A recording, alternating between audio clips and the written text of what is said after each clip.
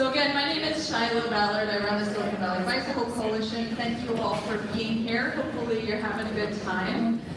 I'm going to just get started and introduce Supervisor Ken Yeager, who is one of the sponsors of today's event. For those of you who don't know Supervisor Yeager, he has been an elected official serving Santa Clara Valley for 26 years. First, as a San Jose Evergreen College Board trustee, then as a San Jose City Council member, and now currently as a Santa Clara County Supervisor. Throughout his time as an elected leader, Ken has been a strong supporter of cycling and other forms of sustainable transportation as a means to better the environment, enhance economic productivity, and improve public health. As a regional transportation leader, Ken spearheaded the addition of dedicated bike cars on couch riding, yay, and is a backer of system electrification. He currently serves on the Valley Transportation Authority Board of Directors, where he has been a proponent of complete streets, the creation of a countywide bicycle plan, and extending BART service to Silicon Valley. And importantly, he is an avid cyclist. Woo! Most recently, he just got finished riding the AIDS Life Cycle Ride, which is 545 miles from San Francisco to Los Angeles, not all in one day. Anyway, with that, I want to invite Supervisor Yeager up to the stage.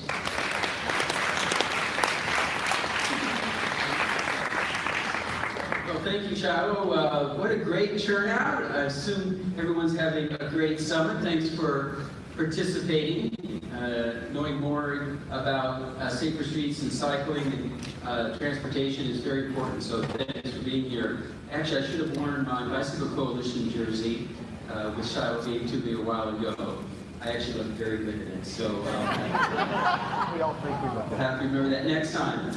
But for the third year, Silicon Valley Bicycle Coalition is presenting awards to the movers and shakers of active transportation in Santa Clara and San Mateo counties.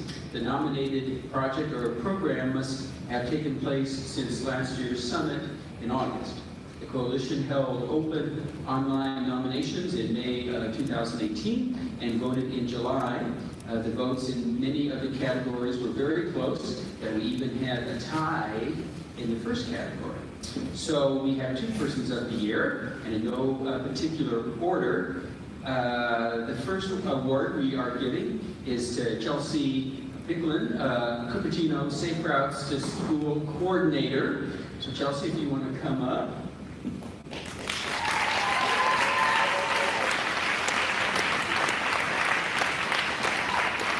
Chelsea launched the City of Cupertino's Safe Routes to School program in 2015 after Cupertino City Council approved a budget to hire staff for the program. Within 2 short years, the program achieved 100% program participation. This rise in participation was attributable to Chelsea's tireless outreach to schools and parent-teacher associations, which included 14 K-12 schools and nearly 15,000 students.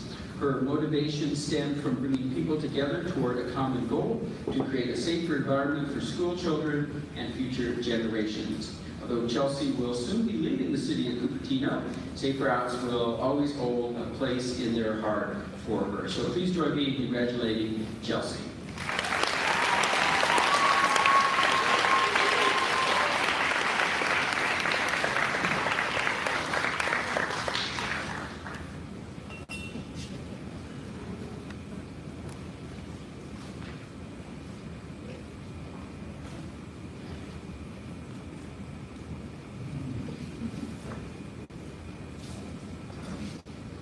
Our second person of the year is Bill Kelly, San Mateo County Bike and Pedestrian Advisory Committee Chair.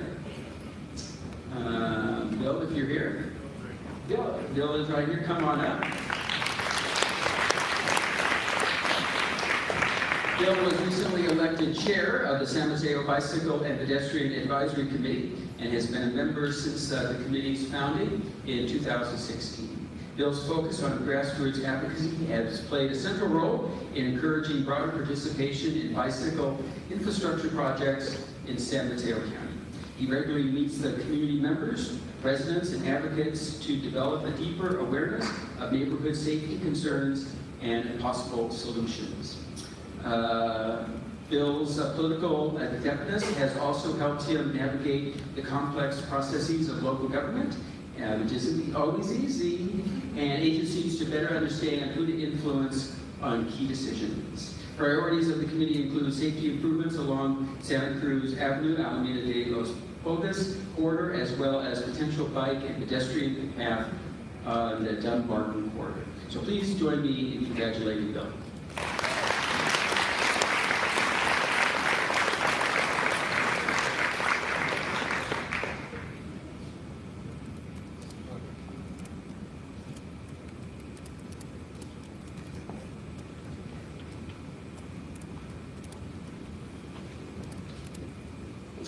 All right, so now we have the project of the year. The project of the year is awarded to a project that gets more people out using bikes for transportation and recreation. And so congratulations to the San Mateo County Health System's Equity Analysis of Safe Routes to School.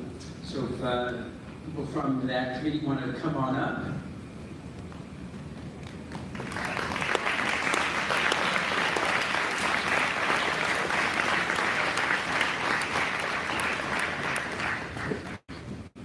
In its report, Get Healthy San Mateo County analyzed traffic collisions within the public elementary schools, focusing on high poverty areas that experience health disparities throughout the county. 15 schools were prioritized for improved safety.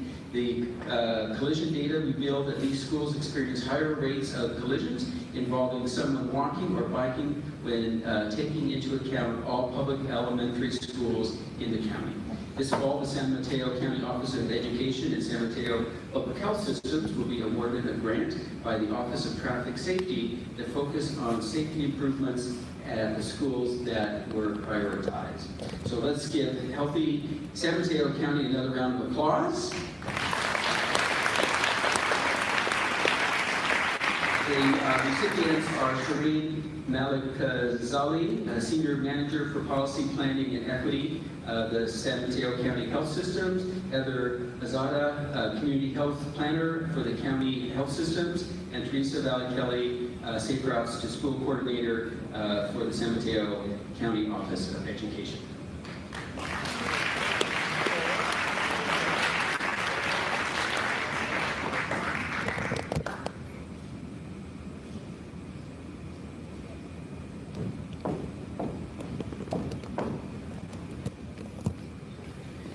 And next, the program of the year is awarded to a program which uses education, encouragement, or bike plans to shift the needles to get more people cycling. So congratulations to Parents for Safe Routes in Menlo Park.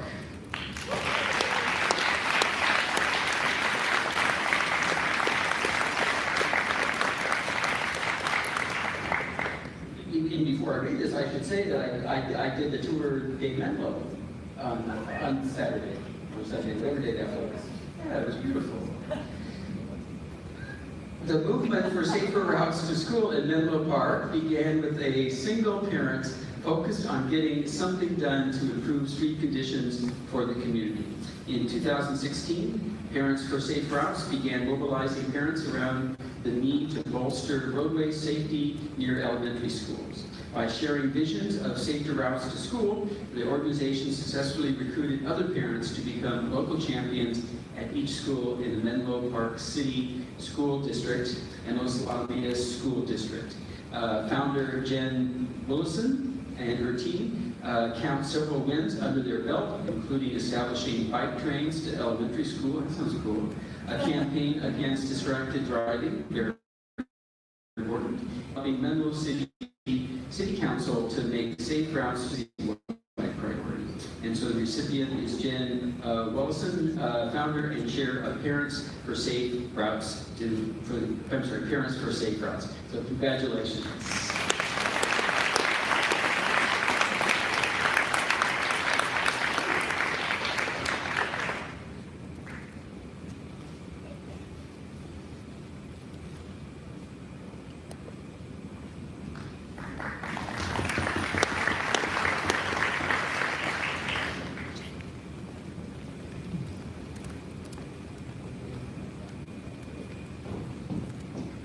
So thanks again to Supervisor Yeager. And I want to move on to the last session of the day and ask for the folks who are involved in this session to move up close to the stage, if not on stage. Yes? Come up on stage. And I want to introduce Margarita Parra. So I first met Margarita when I was as a newly minted executive director of the Silicon Valley Bicycle Coalition, looking at our funding stream that specifically had to do with foundation monies. And I was saying to myself, we need to increase the amount of money that we get. So I was for foundations to it, and I had a contact at the Hewlett Foundation, and he then connected me with Margarita. And so she kindly sat down with me simply because someone else asked her to, and lo and behold, I found out that she was a cycling nut. And what could be better for an executive director looking to raise money from a foundation when you find out someone inside that cares about your issue? So that's how the relationship started, and since then it's been wonderful working with Margarita. She has supported some of the work at the coalition that has been really important, specifically around our diversity, equity, and inclusion work. But in addition to that, I wanted to mention she's no longer at Hewlett, she's moving on, but she has worked for the Climate Works Foundation to develop strategies to reduce carbon emissions in Latin America, and for ICLEI, ICLEI, which is Local Governments for Sustainability. God, I got a long name. Mobilizing cities for climate action, starting its office in Rio de Janeiro, and then moving to its office in Berkeley. Currently, she serves on the board of Sustainable and Low Partnership, dedicated to provide a voice for sustainable transport before the United Nations organizations and multilateral development agencies. So Margarita, come on up.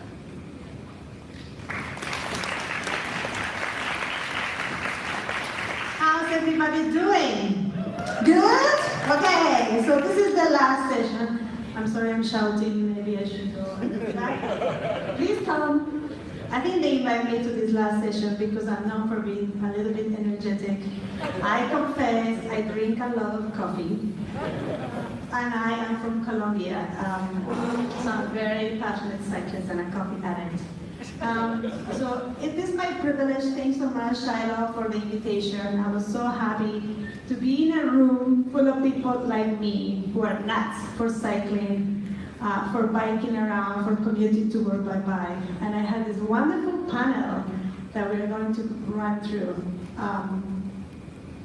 Is everybody here? I think we're missing Mateo. Right? Is Mateo in the room? Don't hide. Oh. Okay, I think that we're missing, the other hotel. Okay, well, we have who we have, that's great.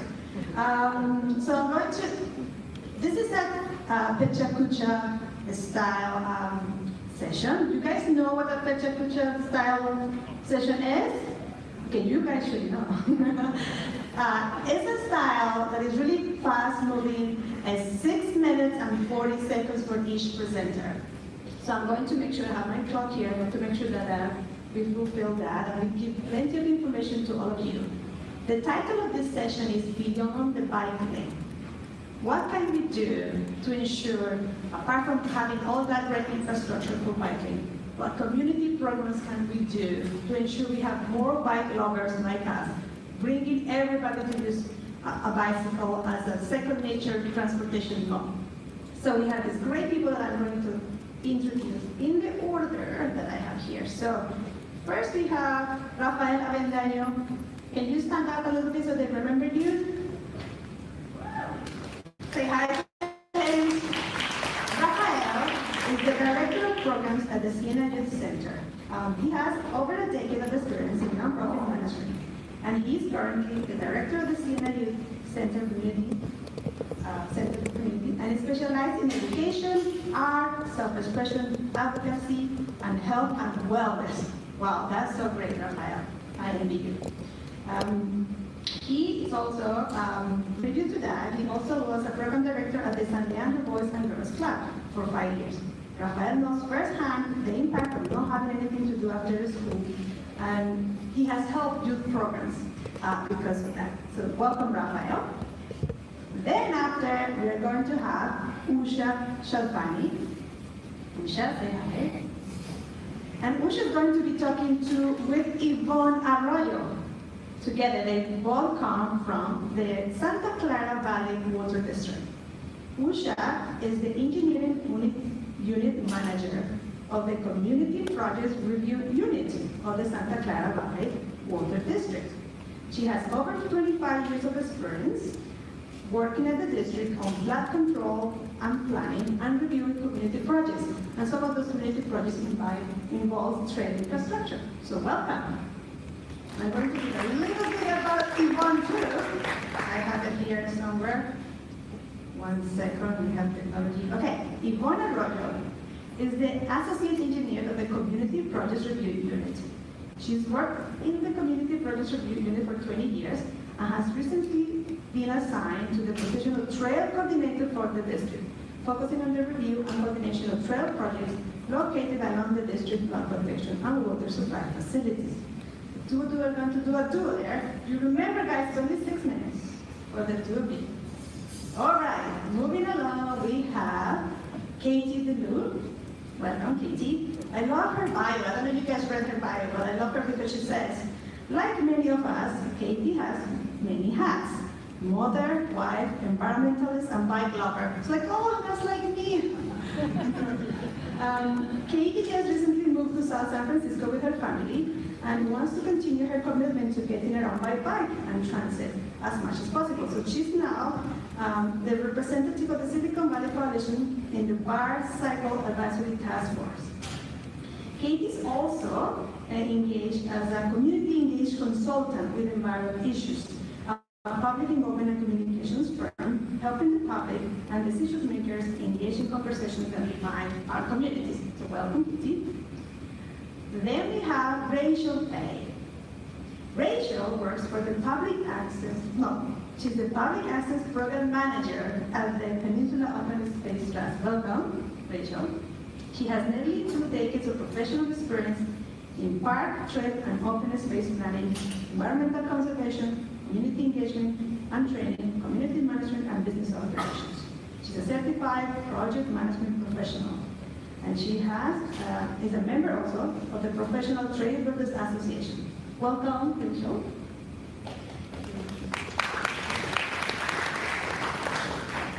Okay, and lastly then we have Jamie Jarvis, and when I read her bio, I was like, oh, I also have something in common with her. She's a chemical engineer like me, and we both work in had a master's in environmental studies. So sometimes I have a little bit of common with all of you. Ted, you came, great. Awesome. Jamie is the Director of Sustainable Transportation Programs at the Stanford Research Park. Before joining the Stanford Research Park, Jamie founded Community Smart, which is specialized in developing and implementing commute programs for companies in the Silicon Valley, including Apple, Adobe, eBay, Packard, Intuit, and SAP. She has 20 years of experience, over 20 years of experience in transportation demand management. Very impressive. Welcome, Jamie. And then lastly, but Ted, which I was thinking you were not making, also fascinating bio, I have to say. I like when you were saying that you have a job that combines all your passions and interests. That is great. He is a business leader, innovator, cyclist, and a parent. He is the CEO of the Specialized Foundation. I have a specialized bio. Special treatment. He's also a Fortune 100 management executive in the Silicon Valley and a startup tech pioneer. Welcome, Ted. So each of those speakers are going to share with us their experience in implementing these programs to attract more bike lovers. And I just wanted to tease up a little bit just because I was chosen to be the moderator, that I'm a cyclist because in my city, in Bogota, which was used earlier this morning to show examples of how we do bike infrastructure. When I grew up in the 70s, there was this very pioneer, crazy mayor who decided to close the streets on Sunday and allow bicyclists to use them. So I grew up thinking that's normal. Everybody does that, right? Like my city does it. Like I thought that was everybody's. But no, this was really a visionary mayor who decided that. So I grew up using my bike every Sunday. And when the following mayors decided to do bike lanes and bike paths, everybody used them because it was the habit. People knew they can use their bikes. It was in our brains already. So how we ensure that we have cities full of bike lovers, that when we have the bike lane built, we have all of them to come. So this is up to all of you. Now we're going to start with Rafael Avendaño. Please join us, and I have my clock here. Do you want to speak here? Yeah. Okay, good. So I have my clock for the 6 minutes and 40 seconds. Can you hear me? Hear me? Awesome. My name is Rafael Avendaño. I am the program director of the CN Youth Center of the St. Francis Center, a multi-service nonprofit organization that's centered in North Fair Oaks, which is an unincorporated part of Redwood City. We specialize in low-income housing, community garden spacing, immigration services. We have a community center, we have a school, and more than anything, we have a space that we feel has community cultural wealth. And we have been told that we're a small version of the Harlem Children's Zone, if you've ever heard of it, being that we serve infant through elderly. And talking a little bit about where I do my work, I'm going to backtrack a little bit to, I want you to think about the first time you felt free. For me, it was when I was on a bicycle. It all started with a bike. It was my form of liberation. It was my form of beyond bike lanes. And that's what we do at Siena Youth Center. We started a program that takes kids outdoors, mountain biking, on our streets, and even searching for the closest green space because there isn't many. And we do that in a way that's restorative, in a way to do something about it, right? And Trips for Kids Bulldog Riders started with me and my mountain bike and my wife saying, hey, you know, we should do this for the kids. And that led to writing a grant, to getting 20 bikes. And like, all right, what do we do now? I gotta get CPR certified, that's what I should do. I'm scared, what if something happens? And of course, on the first trip, something did happen. But since that first trip where, you know, a kid dashed his leg, nothing has happened. And yes, it's a story that I always remember, but I remember that story really well because even when I was with the student who fell, and of course I was earning my patches, as many bikers say, he said, Coach, I'll never forget this moment because it was an amazing adventure. And the kids after still when we got back to the center, they still talked about, when are we gonna go again? That was awesome. And that's what we try to do at Siena with the biking program. And a little bit more than that. We, about year 2, we're like, you know, we're realizing that there isn't a lot of parks in our community. And community biking programs, we realized that they help counties look at the power that biking has within the culture of a community. So raise your hand if you're a mountain biker. All right, put your hand down. Raise your hand if you're a road biker. Put your hand down. Raise your hand if you ride a unicycle. You see, thank you. There's different cultures within biking. It's real. I mean, even the beer, no joke. Okay, laugh, it's true. I mean, I went to Bend, Oregon a couple summers ago. They're like, what kind of beer do you drink? Oh, you're a road biker. I'm like, what? You know, there's funny jokes. But it's interesting to think about the dynamic that plays with county spacing and what they can do with the biking culture, right? And we start thinking about that, and we start thinking of the problems our communities have, right? And I'm speaking for my community, right? There's not enough green space that are located within unincorporated communities, and primarily in low-income communities. So the Bulldog Riders, a group of 12 kids and we go to council meetings and we tell people this. We tell council members and we tell adults because we want to make sure that people are aware. And also, not just people are aware, but our youth will never forget so that they change, right? That's really important for us.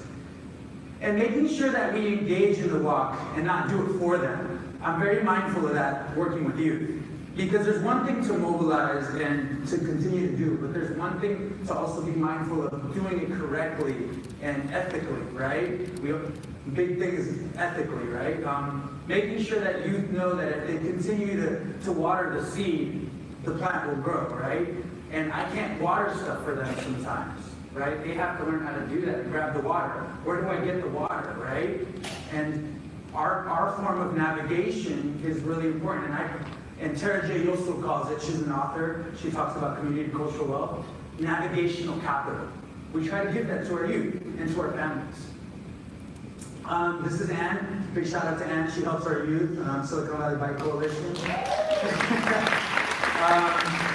As well as the County of San Mateo has been instrumental in helping us do this. Youth programs that help youth mobilize and advocate for safe and green spaces will have youth become more aware of systemic issues and access, right? We need to stop waiting until college to say the truth. I'm gonna keep it real. Hashtag, we gotta keep them woke. Right? It's true. We can't go to sleep on these things that were happening in the 60s and 70s. Right? And learn it in college and then get messed up. That's what happens, right? That's when you get the angry millennial, right? I'm a millennial, I can talk about millennials, y'all, right? You don't want to do that. You want to be able to give ways to fix the issue right away by giving them the education, right? That's how you go against oppression, right? Really important. And going with walking and learning from. SYC is located primarily in the Latinx community. So being mindful of the theories and the practices that go into play within our communities. That means me as an educator being mindful of the space I'm teaching in, being uncomfortable, right? I have 1 minute and I'm gonna make this happen. So we're very much influenced on the CRIT, Latino Critical Race Theory. And I'm not gonna have enough time to speak on this, but I want you to look into it. Because if you're working in the Latino community, it's very important, right? And social justice in navigating our walk. What does that mean? It means digging deep into that practice that you want to go after, as far as being mindful of communities you're going into. Not saying, I'm going to save this community, but saying, hey, how can I walk with you? How can I sweat with you a little bit? How can I go up that incline, that 9% grade with you, right? That's being mindful, because if you're biking and you're going up that hill and you're cheering somebody on as opposed to saying, I'm going to pass you, that's love. And that's what we do. We try to teach the art. Thank you.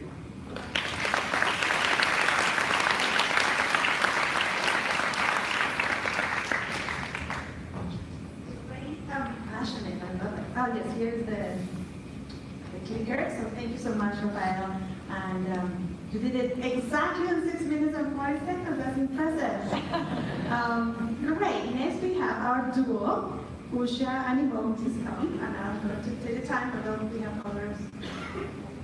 And we're also doing the questions at the end. So please, if you have the cards, I will collect those. And then again, we have questions for all of them.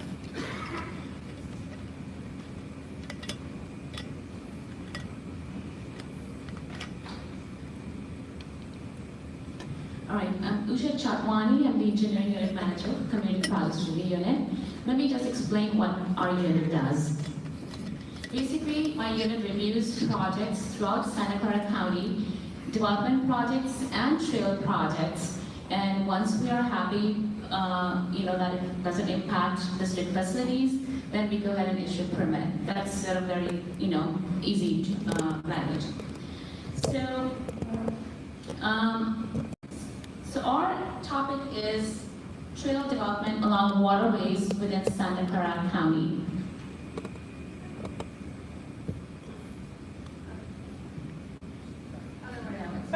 Okay. Of course.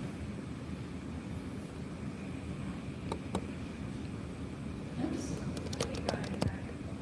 Okay, there it is. Yeah. So I'm actually going to cover the overview of district's mission and support of trails, roles and responsibilities of district in protecting and maintaining the district assets, and roles and responsibilities of trail partners, typically the agencies, public agencies, such as cities within the county of Santa Clara County.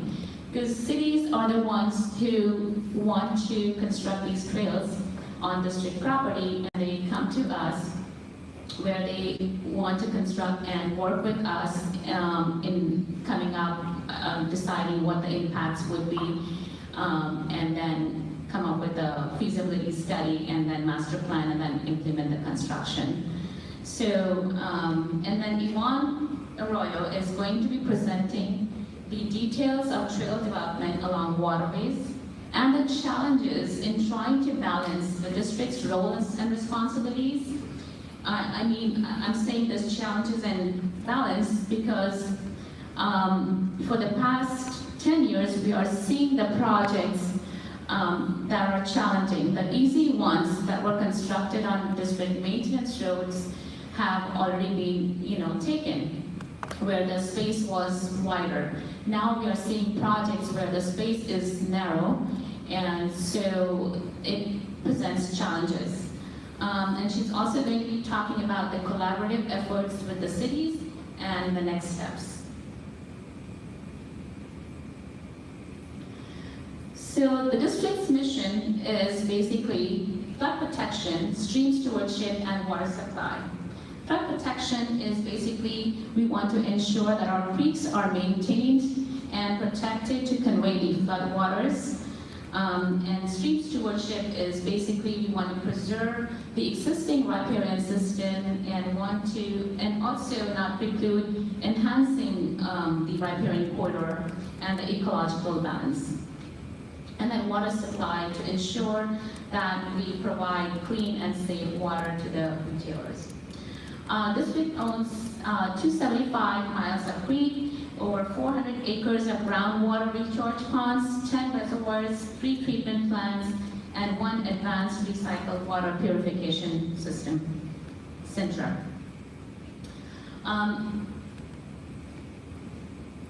And then also, I want to say district board policy provides for joint use of district lands for recreational uses, such as trails, and it includes pedestrians and bikers on district lands. And that's done through joint use agreements with public agencies. We have supported trails for over 35 years, and not all creekside properties are district owned. So roles and responsibilities, I'll just elaborate a little bit more on the district's mission. Again, we are responsible for creek and pond maintenance and operations, which is safe passage of flood flows, water supply purposes, and fisheries habitat, riparian habitat, and all this we need to do by complying with the environmental permits. And then roles and responsibilities of the trail partners are, and they're responsible for the recreational use to ensure that the trail condition, safe condition of the trail exists, and the trail surface maintenance is something they have to perform. Trash and graffiti and enforcement of trail rules, and also ensure that the trail-related improvements such as signage, fencing, and public art are maintained, and vegetation trimming for visibility and trail safety. So that's pretty much the overview of the trail, and now Yvonne Arroyo is going to be talking about the details of the trail development. Thank you.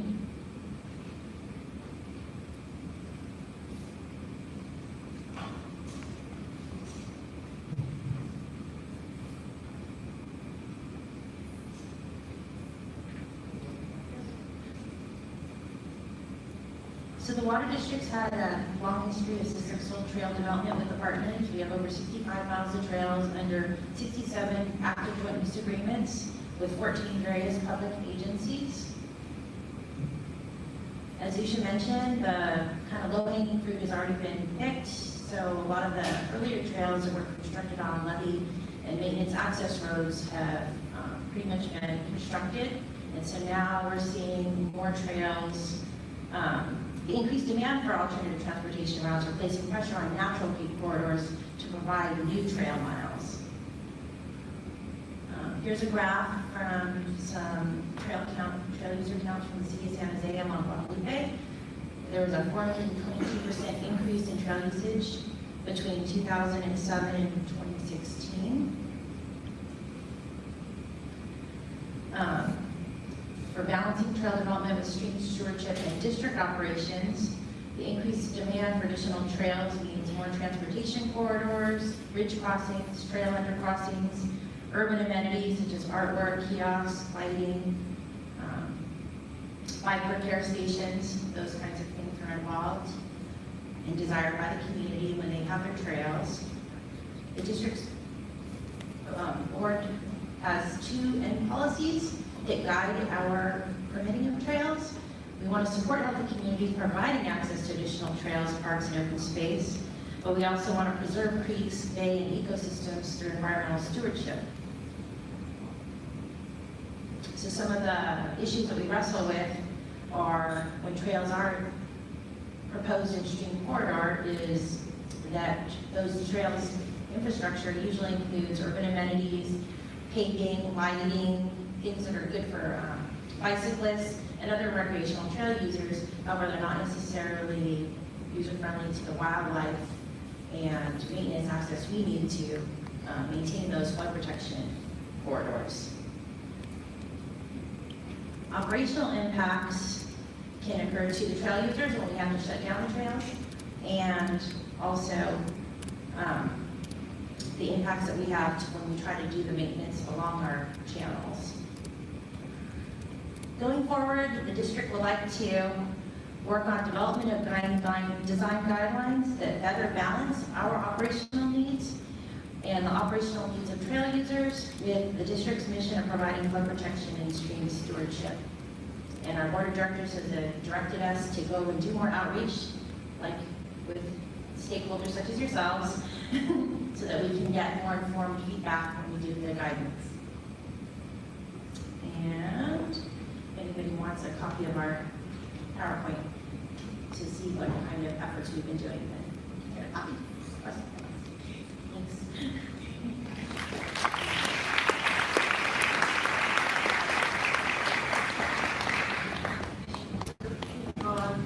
But that was a bit more than 6 minutes of project. But we're going to give them a pass just because they did it together. It's teamwork, so thank you, ladies. All right, so next we have Katie DeLu. Please go.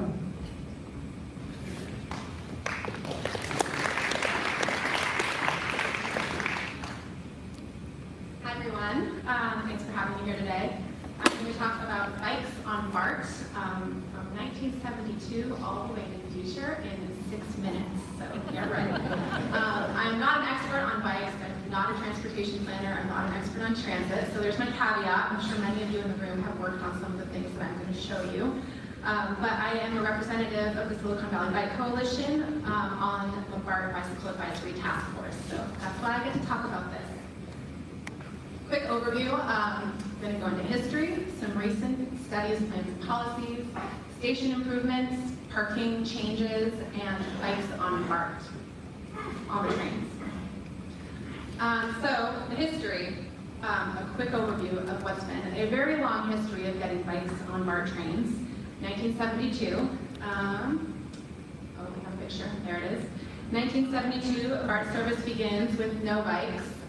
This is a few years later. And then between 1974 and 1999, over a 25-year period, there was really, really incremental changes. Within that period, in 1995, BART Bicycle Advisory Task Force was established. And this was brought to BART by the community, who was really receptive and willing to work with the community in creating that task force.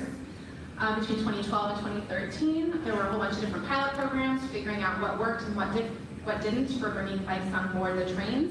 And then in 2013, the BART board approved full bike access to BART trains, while also directing staff to improve parking situations at the stations so that people wouldn't feel like they always needed to bring their bikes on the trains themselves. Since that 2012-2013 period, a lot's been going on. In 2012, BART did a bicycle plan, and the goal of that was to double bike access from 4% to 8% by 2022. And on the left column there, you'll see 5 different strategies that have kind of guided what they've been doing since then in terms of implementation. In 2016, the BART board approved the station access policy, and this identified a couple key elements that I wanted to bring to your attention. Station access design hierarchy, that's on the left there, that prioritize access for people walking and biking to stations. And then on the right is the performance measures that were set around travel modes with the intention of increasing active access from 44 to 52% by 2025. In 2017, they published a bicycle capital plan, and that really was identifying some specific projects to further implementation of the previous bike plan strategies that included parking expansions, networking e-lockers, stairway channels, and accessible fare gates, just to name a few. And BART is currently working on a network gap study. They're focusing on 10 stations that were identified based on a number of different factors, including station typology, which is what's shown. I realize it's hard to see, but essentially all of the different stations have a typology ranging from a more car-dependent station to more urban stations that are accessible by bike or walking. So through the network gap study, they're focusing on 10 stations that are trying to become more active, and they're collaborating with the cities that those stations sit within to identify bike and ped improvements around the stations that can be either on BART property or off BART property, and then working together to identify funding and positioning those projects for funding moving forward. Moving into parking and stations. BART continually is trying to improve secure bike parking. There's been a history of not secure bike parking, and they're trying to turn that around. They have over 7,000 bike parking units, and about 4,000 of those are traditional racks, but they are doing some things to improve that. There are 390 key lockers at 17 stations, over 1,600 bike link e-lockers at 37 stations. Bike keep units are a new type of parking unit that they've started installing, and there's 34 of those at 3 stations. And BART is the first transit agency to use these in the US. They're smart racks. They can be unlocked with a paper card, and then the green bar that you bring down locks one wheel and the frame itself, so it's stronger than a traditional U-lock. And then they have these bike stations that I'm sure you've seen around their network. Some of them are staffed, and some of them, for those staffed ones, they kind of act like a bike ballet essentially, and some of them are accessed by a bike link key card, and there's over 1,300 units at 7 stations of those.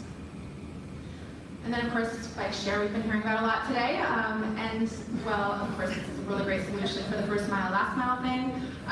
Definitely there are some issues with bike parking and where people leave the dockless bikes, and the bike share companies are working out policies around defining where those bikes can be parked on stations so they don't impede pedestrian access, which is also important. Going into some stations, this is the Warm Springs stations which opened last year, and I think it's a really great example of the package of bike infrastructure and bike improvements that BART is trying to do around the whole system. So they have bike lanes that are actually on BART property at Warm Springs. They have stair channels on the stairs there. Multiple types of parking in multiple locations, so depending on where you access, it should be easy to find a spot to put your bike. And collaboration with the cities has been really important. In this case, Fremont was very supportive in making roadway improvements around the station, and they're even building a bike ped bridge off the west side of the station. North Berkeley, as an example of a retrofit to our current station, at this station, the station actually sits in the middle of where the Ohlone Greenway trail alignment should be. So BART's working to sort of rearrange the trails around the station to reconnect the Ohlone Greenway, but also to allow better access to the station from the Greenway. And in the future, I'm sure you all know, BART is coming to Silicon Valley, and Milpitas, as an example, ETA is doing a great job at that station and all of the upcoming stations to follow sort of the same practice of ensuring there's great access and bike parking at the stations. And then for the trains themselves, there has been a pilot program that started last year. The cars already have these priority bike areas where there's a bar, but there was no way to really attach your bike to the bar. So they put a pilot program with straps, and they're trying to do that on all the trains because it was successful. And last item, Fleet of the Future. More trains are coming. By 2022, there'll be 775 new trains, and 2 of them are out already. They will have racks on them, and for the cars that can't fit racks, they will continue to use those strap bar situation. That's all I got. Thank you. If you're interested in learning more about the task force, I would love to talk to you because we need more people for San Mateo County and Santa Clara County soon.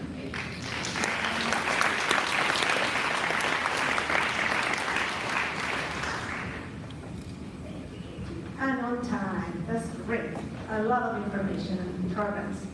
Next, we have Rachel. Welcome, Rachel.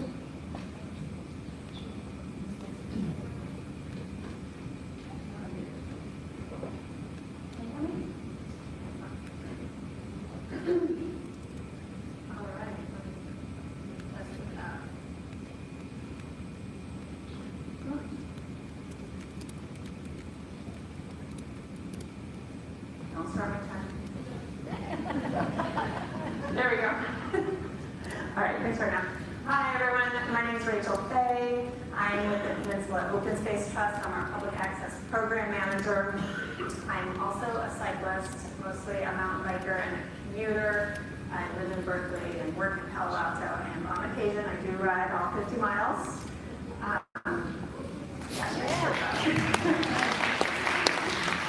I'm here today to share with you how there's an intersection between what POST does, the Peninsula Open Space Trust, in our land protection and conservation, and active transportation, multimodal transportation and recreation. And I come to POST with 15 years of experience doing sustainable trail design and planning, and I have a specialty in multi-use trail design and planning that specifically includes bikes. And I'm thrilled to lead POST's public access program. So I'll share some background about POST for those of you that don't know, and I'll highlight one of our regional trail priority projects that has this nexus with active transportation, recreation, and open space protection. So I hope you'll learn more and research more and reach out to me if you like in the future. So POST is a nonprofit land conservancy, and let's see if I can get this going. There we go. We protect and care for open space farms and parkland in and around Silicon Valley. We work in 3 counties: San Mateo County, Santa Cruz County, and Santa Clara County.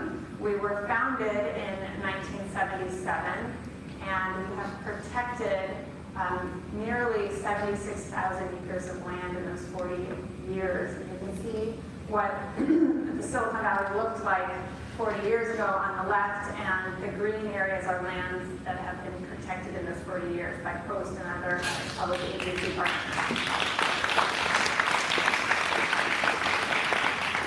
It's huge. We work with a number of public agency partners, including the various counties, Santa Clara County Parks and San Mateo County Parks, Mid-Penn, who we often get confused with, state parks and such. And we have this long history of protecting land not only for its conservation value, but also for its opportunity to benefit our community by providing public access and recreation. Windy Hill in San Mateo County is one of our first projects, our first pieces of land that we protected, 1,335 acres, and it's now managed by the Mid-Peninsula Regional Open Space District. Whalers Cove and Pigeon Point, just south of Half Moon Bay, was a property we protected in 2005, and it has a trail out there that you can experience the coastline. Rancho Cañada de Oro in Santa Clara County was 2,400 acres of land we protected that is now offers many types of trails for people to enjoy, and we protected that in 1999. And now, just this last year, POST reorganized our structure so we have a more programmatic approach to our land protection. So we developed this public access program, and now, which I lead, and now we have 5 regional trail priority projects that you can see here on the map. And I'm going to highlight one of them for you today. So we have 5 regional trail priority projects that we're working to close the gaps so that we can have linked multi-use trails in our region. And we also work on protecting land that offers unique public access opportunities, like the Tenebs Creek Beach property that we purchased last year, and offers a 1-mile stretch of beach coastline in San Mateo County parks. And POST are now working together, and this, within the next 3 years, will be the county's newest public park, and it's unbelievably amazing. We also helped protect with our partner San Vicente Redwoods, which was 8,500 acres of redwood forest. There'll be 40 miles of trails on this land, and in the next 5 years, those trails will be phased in. Another exciting project that we're working on is the Adriatic Cabin. It'll be like a hiker's hut near Pescadero Creek County Park, and you will be able to rent it overnight and stay in it for up to 3 nights, 10 people, and look out for that. We'll be starting to publicize that when it's open to the public this fall. So those are some of the typical projects that we're working on. Some might be new to you, and the one I wanted to highlight today is what we're calling the Bay to Sea Trail. And we have a number of land management agency partners that are working collaboratively to just work on the conceptual planning of this trail. That's the stage we're at now. Once complete, it'll be a 40-mile long trail that connects the San Francisco Bay and Redwood City and East Palo Alto area all the way up over the ridgeline into the coast in Half Moon Bay. And the vision for this is that it would be a multi-use trail, including hikers, mountain bikers, and equestrians. So some of the experience that you'll have on this trail once complete is an urban trail experience, and this will be through Redwood City, East Palo Alto, North Fair Oaks, we hope, hopefully on the San Trans-Dunbar corridor, which I'll share. And it'll bring you up into the foothills and the mountains, crossing east to west, and will bring you to the coast. And meanwhile, it also is the only east-west connection in Silicon Valley, and it crosses 5 north-south regional trails, including the Bay Trail, the Ohlone Cordova Heritage Trail, which you can learn more about on the San Mateo County Parks website, the Crystal Springs Trail, Bay Area Ridge Trail, and the California Coastal Trail. So this trail would link all of those together. And we're working with different advocacy partners, such as the Silicon Valley Bike Coalition, to try to ensure that there's a multi-use trail in the San Trans-Dunbar corridor. We see this as a prime opportunity to have a 4.8-mile long separated multi-use path that would offer the highest quality and the safest transportation opportunity and create this wonderful spur for the Bay to Sea Trail. Yeah. So here's a snapshot of what the Dunbar corridor looks like now. We hope that can look like a welcoming path in the future. So action items are to stay tuned to Silicon Valley Bike Coalition and their action items for the Dunbar corridor. You can visit openspacetrust.org to learn more about posts in the public access program, and we'll be having more community engagement and outreach related to the Bay to Sea Trail, so I hope you stay tuned for that. Thank you.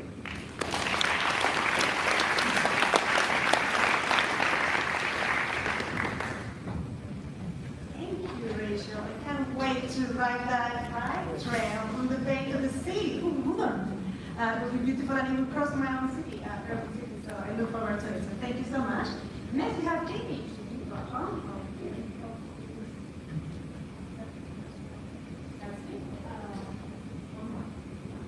Perfect. Thank you. So I work at Skip Research Park. It's about 700 acres in Palo Alto. We've got 140 companies, 29,000 employees. We're about 2 miles from the Hartwell campus. We have a comprehensive commute program, including several programs specifically for bicyclists. On any given day, we have about 1,000 commuters coming into the Research Park by bike. We also found out, we do an annual survey, we found out that half of the people who live within 5 miles would like to bike to work. And so we give them very personalized, one-on-one assistance to them and anybody else who expresses interest in bicycling. And we have a monthly bike to work day. We do things like we offer free tune-ups to people. We do lunchtime rides, And you can see that the 2-mile ride to the food truck is a little more popular than the 15-mile ride up into the foothills. But we want something for everyone. We also do park-wide events. We have, for the May Bike to Work Day, we have 5 Energizer stations sponsored by 10 of our tenant companies. And we also do an annual bike fair where employees can ride, test ride e-bikes and recumbents and folding bikes and the whole gamut. We do ongoing communications, including a newsletter that goes out to over 3,000 individuals who have expressed interest in bicycling. But the program that I really want to talk to you about today is our Bicycle Champions program. We have about 70 regular bicyclists in the research park who have volunteered to help us encourage more people to bike to work. And one of the things that they'll do is they mentor new bicyclists, including first-day ride escorts. They also guide our program. We have one bicycle champion who was really interested in giving back. And so one of the things we came up with was to do a holiday bike build with turning wheels for kids. They also promote our programs within their company. Sean is the vice president of HR for one of our companies, so I have no problem getting the word out there. They help us with special projects. We came up with this unexpectedly massive project. They're coming up with a bike map for the research park that would show the easiest ways in. Well, our bike champions were a huge resource as far as being able to review this and quality check it and make sure that it turned out to be a really great and useful product. And then I wanted to just highlight a couple of our champions as examples of what they have decided that they would like to contribute. Philip is a research scientist at Lockheed Martin, and he bikes rain or shine. So one of the things he wanted to do was a lunchtime presentation on bicycling in wet weather, and then he also did a really great blog post on it. And I would encourage any of these things that you'd like to see, if you go to StanfordResearchPark.com, look under blog, these type of things will come up. Cal bikes to work on a triplet, so he can drop off his 2 kids on the way. But what he really wanted to talk to us about is bike touring, because he's actually logged over 20,000 miles and literally written a book on bike touring. And so he did, again, a lunchtime presentation and 2 blog posts on bike touring for us. Leah, I first met about a year ago at one of our lunchtime bike rides. She was just getting back into cycling. Last month, she was our featured bike tier profile and wrote this amazing blog on her journey from just starting out, having to do short rides, combining her bike commute with transit. Now she's riding centuries on the weekends. So just to recap, some of the reasons that we have Bike Champions is they help guide our programs. They're a sounding board for me. They support new cyclists. They promote bicycling within their companies, and they just help us build a bicycling community throughout the research park. What makes a good bicycling champion? Basically, they just need to want to help, and it's really great if they can put themselves in the shoes of less experienced bicyclists. And with that, I'd like to finish. I want to show you, it's about a 2-minute video, and you'll see a handful of our champions talking in this video. Thank you.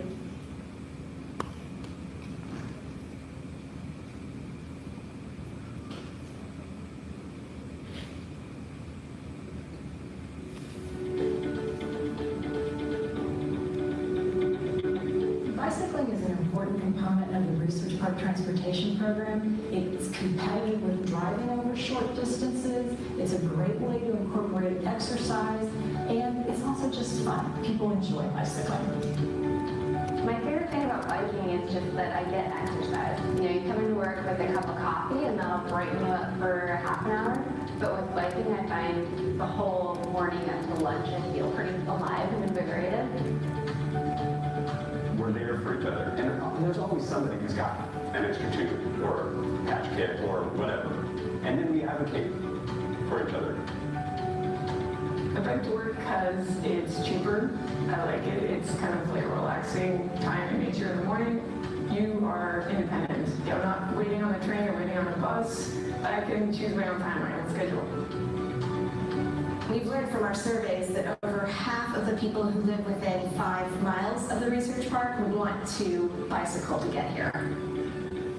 I live in Los Altos and I work in Palo Alto, so I travel 3.2 miles, so I'm very, very lucky. And because I live so close, there's a car home. I enjoy biking to work because it allows me to clear my head. And so when I get to work, I'm ready for work. And then at the end of the day, by the time I'm home, any sort of issues I had at work are gone. On Bike to Work Day, hundreds of volunteers set up Energizer stations. An Energizer station has giveaway items, refreshments, and mostly it's just a gathering place where bicyclists can come together. It attracts both experienced bicyclists and new cyclists, and it's just a fun day to bring the bicycling community together. They have this program called Stanford Research Park Go, which provides fun activities for bikers. Like today was bike day, which I loved. So you saw people that have never rode before and people that ride to work like me in a suit every day. Sometimes you feel like you're putting something over on the universe. That I can have this great job and I can ride my bike through the oak trees and see little bunny rabbits hopping around every day of the week. Thank you.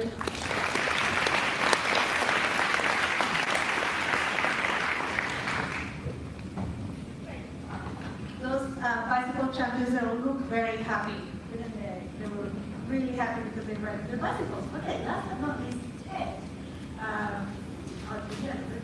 You have a picture too, right? So I'll start with taking my time and talking half of it and sharing a video in the last half. So let's see if we can get all this covered. So while we're waiting for the slides to come up, the Specialized Foundation, specializedfoundation.org, and our program Riding for Focus, you search for its hashtag Riding for Focus. While we're here, or while we're getting the slides to get set up, let me just share that there's a John Lennon with our team at the foundation.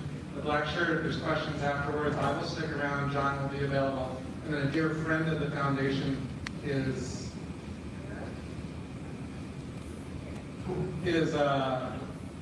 Ariadne Scott from Stanford. So let me go real quickly into what Riding for Focus, our program, is all about. We use cycling as a tool for children to achieve academic, health, and social success. So this is the next generation of riders, the kids. We have a program that's focused on kids in middle school and can transition up to high school. And one thing that makes it unique is this academic component, and I'll share with you a little bit of what that entails. The academic piece is around some recent medical research that says that activity warms up the brain for learning. If you exercise regularly at certain levels, you will actually do better in school. The health piece everybody gets, and then the social success with respect to cycling is if you think about other team sports, cycling is very inclusive. Everybody can join and partake in cycling. So the journey of the foundation, we started in 2012, identifying if there is some magic here around what cycling can do for you. At the end of that, in 2014, we started actually productizing the program, which is this Riding for Focus program that we have today. It's a curricular program, so it runs in a school. It's taught by the faculty and staff at the school, and typically it can run in various forms. It's extremely flexible, but picture a PD program. The kids can be in soccer, basketball, or cycling. And this year is our first year where we're scaling the program. So if you haven't heard about it, no worries, because now in the States, and then phase 4, we actually have 2 pilots in the UK going on. And what that looks like visually is we started with this research working with some doctors from Harvard Medicine and the studies back east, and we've quickly grown the program. Phase 2 was that productization that we talked about, where we got to 17 states, 38 middle schools, 120 champions around the nation. And then lastly, where we're at today, we've got about 83 programs around the nation, and there's various forms of the program. We started out giving grants to schools, focused on all sorts of schools, really testing the product out. How does it work with schools of all types, small, public, private. We have LA Unified, where they've got classes of 65 kids in a program, to special needs schools that have only 10 to 1 teacher or student ratios. The focus that we've done here has been looking at kids initially with learning differences such as ADHD, but as we rolled this program out, what was amazing to find was that when we studied the kids with ADHD compared to other kids with other learning differences, they all did better. And then when we rolled it out into the public schools, where you looked at schools with kids with IEPs and other types of programs, guess what? All the other kids actually did better too. One of the newest things and trends with kids in schools is high levels of screen time and inactivity. And those kids actually went off the scales with this as well. So there is this primary research that I'll just take 2 slides to talk about. Key message here is fit kids do better in school. That graph that you see here on the bottom scale, 1 to 5 is the level of activity. So picture of heart rate. And the more activity that you have, the more regular it is, the better you'll do in performance. And in this chart, it shows standardized test scores. And so if you exercise regularly, guess what? You do better in school. How does that work? Well, there's some work that we're doing now with Stanford Medicine. And in the upper right picture, you see brain activity. It's like the weather maps, and if they're all blue like you see in the right, that means all cylinders in the brain are actually firing. And what we're seeing is that cycling could be one of the best sports because it actually helps activate multiple cylinders in the brain. And this is the work that Stanford Medicine is doing. It's a 3-year study. They're about halfway through it, and the evidence is really overwhelmingly positive in terms of looking at the work that we're doing.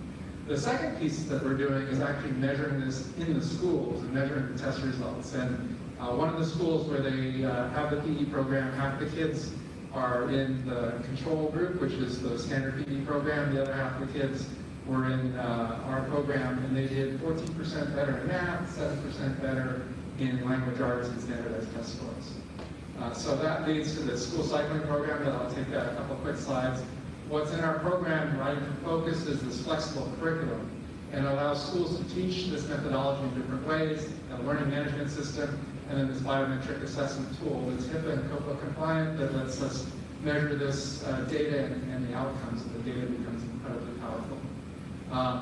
We partnered with Johns Hopkins that looked at the global impacts when we reach 1 million youth riders in terms of medical impacts, and I'll just leave those up there for you to take a look at. And what we're looking for is getting more schools involved. There's a formula that we have called 6-3-20.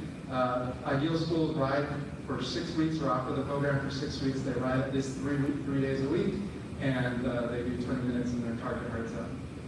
So these are our goals for the foundation, and we look to get Right to Focus as a staple, a normal option in every PE program around the nation, improve the health through a lifelong habit of cycling.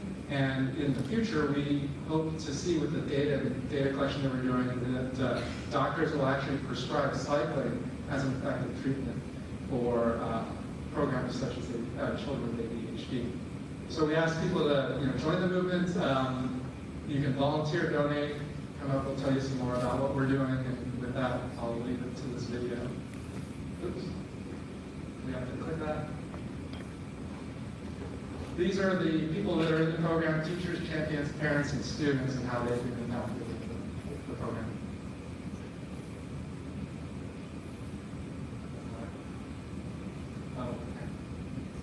Or you can go to the website. Okay, thank you.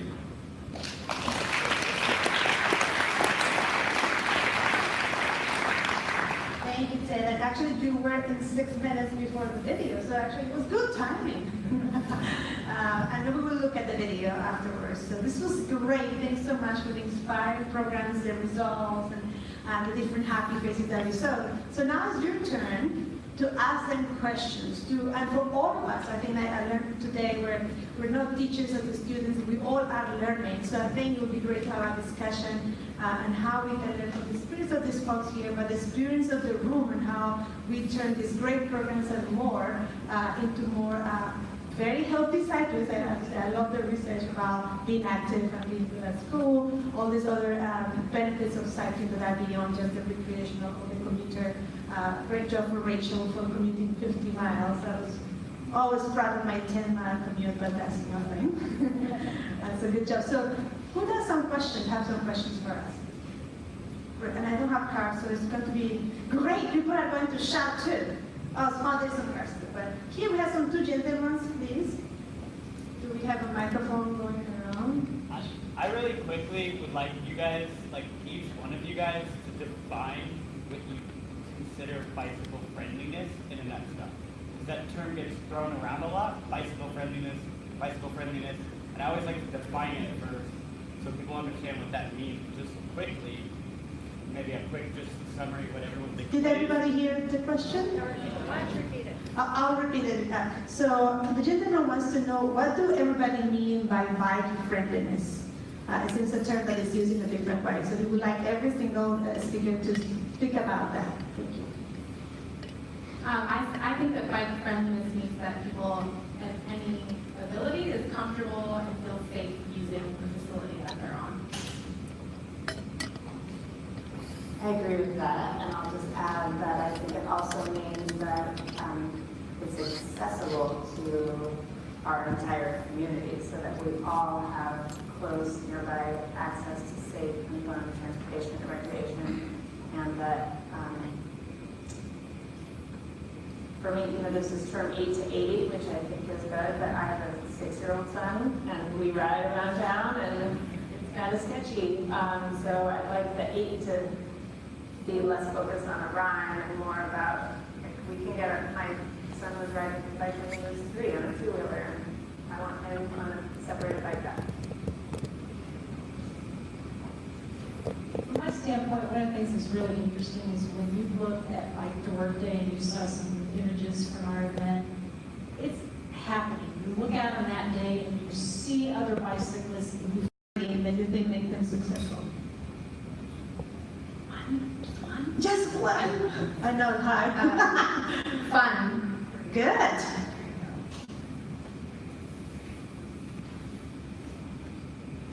Innovative. Good. Authentic. For us, I'd say it's fun. One of the most interesting things is that we have kids that have a high level of in attendance and delinquency. In our program, some of the administrators are saying that the kids actually want to go to school because of the biking program and because they have so much fun. I would say, I'm gonna add a hashtag in there. Hashtag dopamine.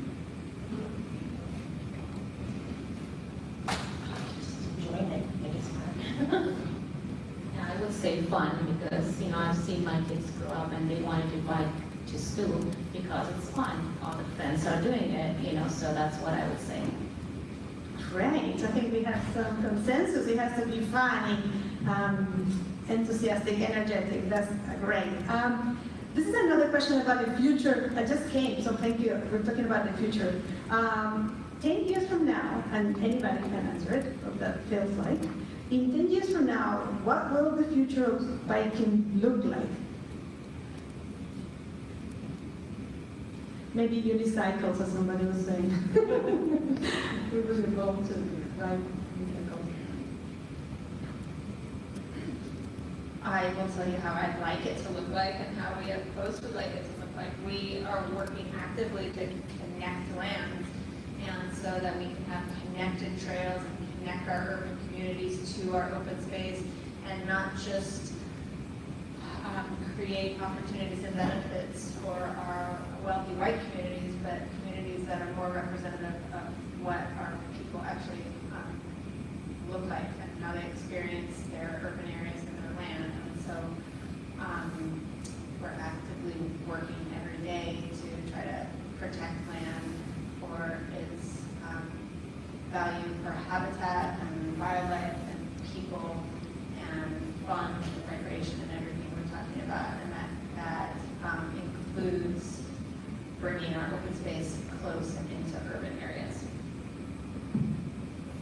Who else has some ideas? Along a similar vein, I hope that the bike infrastructure is continuous between cities and right-of-way, and all of it is somewhat seamless, more seamless, so that people of all ages and abilities can use it and they have choices and options for the travel mode, and don't feel like they have to get in their car because it's not safe to drive where they want to go, or that it's too hard for them to get to that trail, or that if they get on that trail, it's going to end at their city boundary, and then what happens next? I think I was just going to add that we're seeing in some of our schools, for example, in the Bronx, 40% of the kids have never ridden a bike by the time they've been in 6th grade. And so in the future, I see more people riding bikes, whatever type of biking that is. Yeah, I also see it as being just beautifully inclusive and diverse within the different elements of biking.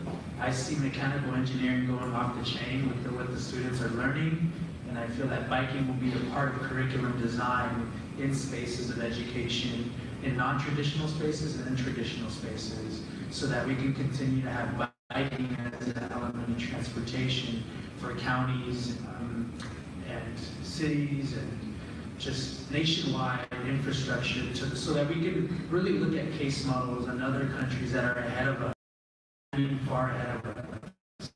I know you know what I'm talking about. So just definitely looking at those ways of us really issues that we have here systemically in the United States. It's a great future because I'm biking to school. My little daughter goes to school with me. We are only 2 families in school, and when I talk to the teacher, this is in Road City, and they say it's only foreigners who bike to school. I was like, no, thank you. You have your one family, good. We had to. And now I think this year we have another one. So in my dream, in 10 years, all these families will be biking to school. Like it's a. So we have a basic trail planning coalition that I hope to recently establish. And so that is a group of 9 public agency representatives like Mid-Penn and Golden Gate National Recreation Area and the San Francisco Public Utilities Commission, City of Napa Bay, Coast, San Mateo County Parks Department, and the Coastal Conservancy. So we are all right now working to plan a community engagement process so we can get feedback, and the City of Redwood City is deeply involved as well.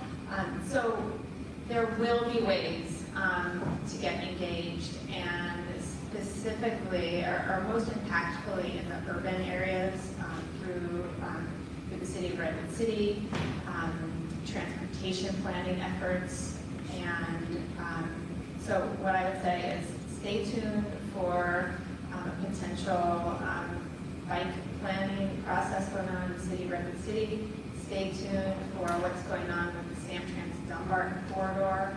While that corridor is not a critical path for connecting the bay to the sea, it's the most high-quality experience that could be offered for the Bay to Sea Trail route. So advocate for that, and state if you can submit your email to post on Post website and get more action alerts as we have some. Thank you. A question for your neighbor, Jamie. How do we get other companies to put resources into the programs that you are implementing at Stanford Park? So one of the things I should be clear on is Stanford is the umbrella organization for our transportation efforts in the research park. Our tenant companies are the ones that are actually implementing a lot of our programs at their facilities. So we have been able to engage these companies because they see the value.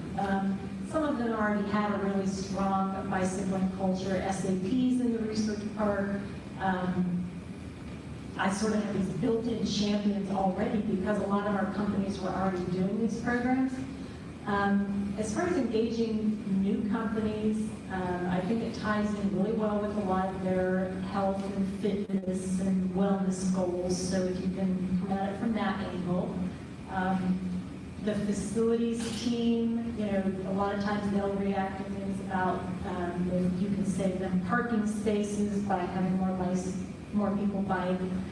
So I think it's a variety of ways of just finding out kind of what the company's maybe hot button is and seeing how you can tie in with that. Thank you. This is nice in order. Ted, this is a question for you. With the demands that all the schools have now, how receptive have they been and how you have convinced them? What do you use to convince them to participate? Actually, a lot of it is the schools seeing how successful other schools are doing. There's nothing like a peer to tell you how simple it was to put the program together, how rewarding it's been for them. So that's been a lot of it, and a lot of this is just getting the word out. And what is going to be new this year for the foundation is, in addition to the grants that we do 100% grants, we open the doors to schools that can actually self-fund, and so they can launch the program into those schools that complement our disproportionately underserved communities. And then we've got partnership companies that are coming on board. Aetna Foundation, for example, came on board, adopted 2 schools. Silicon Valley Leadership Group came on board with a donor matching fund, so any schools that need supplemental funding, specifically here in Silicon Valley, can jump into the program as well. So just make it easy, make it safe. One of the biggest challenges of the flip to that is risk, and so usually it's a district risk assessor that looks at the cycling program, and up front they think that cycling is just dangerous. It's I've heard it described as dangerous as a football program, which doesn't exist in school sports. And now we've got the data. A lot of the stuff that we've been doing is very data intensive, and we've got data that says that our program is as safe as a cross-country program. And so that's one of our filters now. If your risk assessor allows you to have a cross-country program, you can have a running program.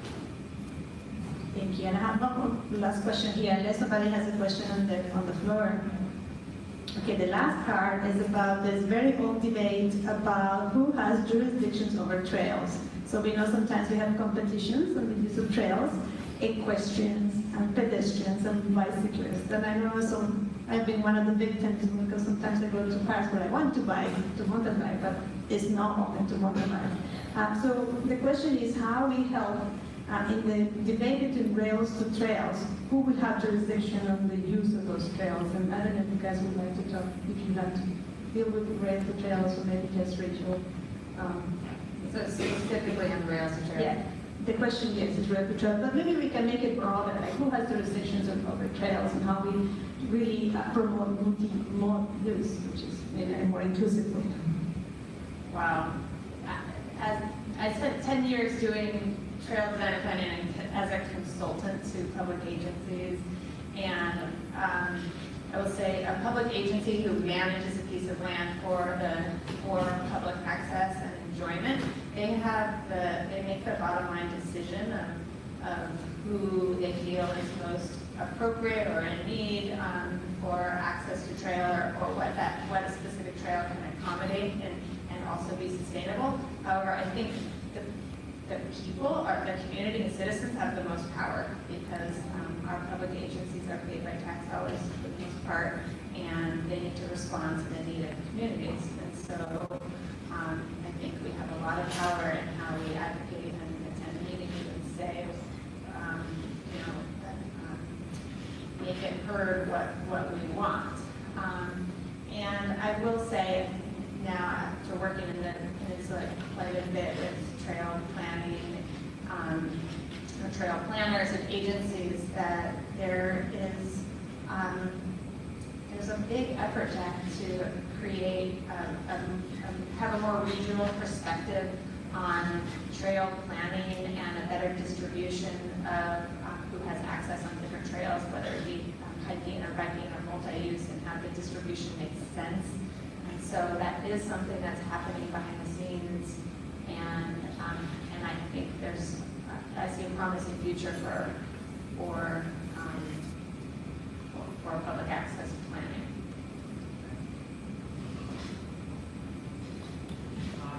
There's also a way through the Parks Commissions within your counties. The Bulldog Riders students that I work with, we were a part of the whole Parks Commission for dogs allowed on trails and also more biking, trail access in San Mateo County. And they actually asked us to be a part of it. And they make it in really weird times where the meetings are like at 3 o'clock, where everybody's working. So really be mindful of the times that these meetings happen.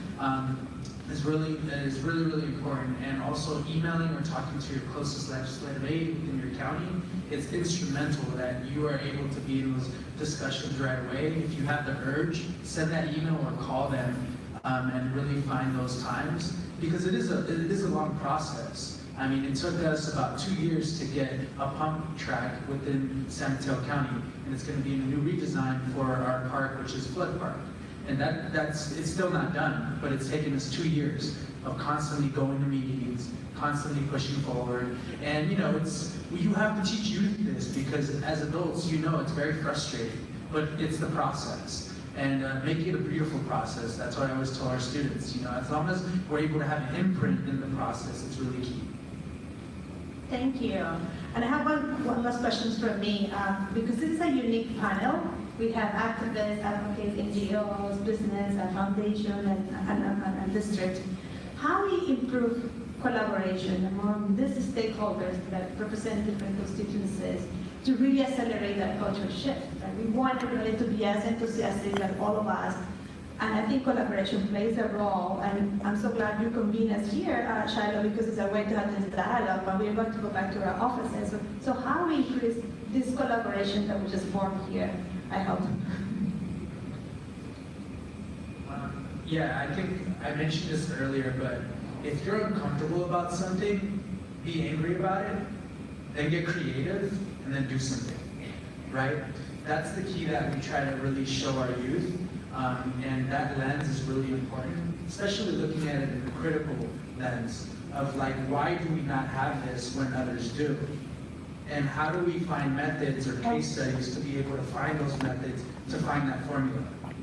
And if we're able to teach our youth those things, they're able to go after the jobs that, urban planning, because tech jobs are all over the place, it's great, but also where's the next civil rights lawyer coming? Where's the next policy planner coming? Where's the next board of supervisor coming? So very, very much being uncomfortable to think about formulas for the future to consider. Thank you. That's inspiring. Who else wants to go? No one wants to follow that. Exactly, yes, that was very inspiring. But come on. I'll answer because I'm involved in a couple trail planning networks and collaborations, and some lessons I've learned are that there's value in just collaborating and doing knowledge sharing, and I know we all like to have outcomes that we're trying to achieve and work towards, and that's important. But it's also really valuable, and I'm speaking on behalf of a nonprofit who's working with public agencies on trail planning. But in that context, it's really valuable just to have a dialogue and also not have it be too demanding, like finding that right balance of meeting every 6 weeks or meeting twice a year, or whatever it may be, depending on the collaboration, but committing to it and not, I think sometimes people get overwhelmed by worrying that they're not having enough outcomes, and sometimes you just need to start just having a dialogue, and then it leads to more outcomes over time. Thank you.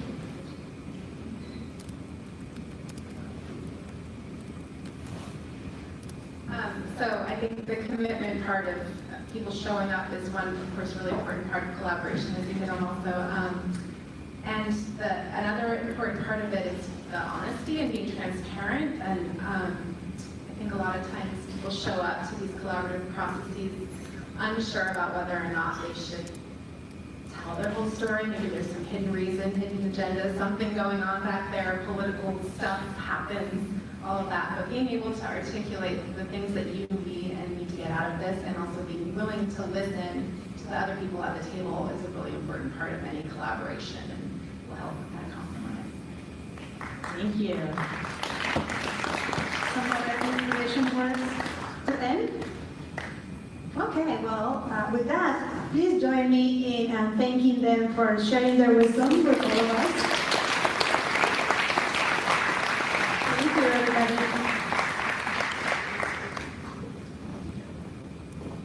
Thanks again to this last wrap-up panel, and thank you, Margarita, for your energy and the wonderful spirit you bring to this work. I also want to mention our annual dinner is coming up on October 13th, so please save the date. And lastly, aside from thanking MTI again for hosting this event with us, I wanted to mention, again, going back to something I led with, we are the Bike Coalition, the Silicon Valley Bicycle Coalition. We are a membership organization, and we rely on folks like you to help advance the work that we do in getting safer streets, more bike lanes, the great programs you've heard about. We rely on you for that. And so many of you are already members, some of you are not. For those of you who are not, but you came to the conference, we have a special treat. We're going to make you a member for 6 months for free. And then at the end of those 6 months, we're hoping that you sign up and actually write that check for $35 to support the work of the coalition. So hopefully you'll do that in 6 months. With that, did I forget anything, Emma Schleggs? Emma and Allison, why don't you stand up so that everybody can give you both a round of applause. I think Emma and Allison, please introduce yourselves to them. They put on this event together. And with that, enjoy.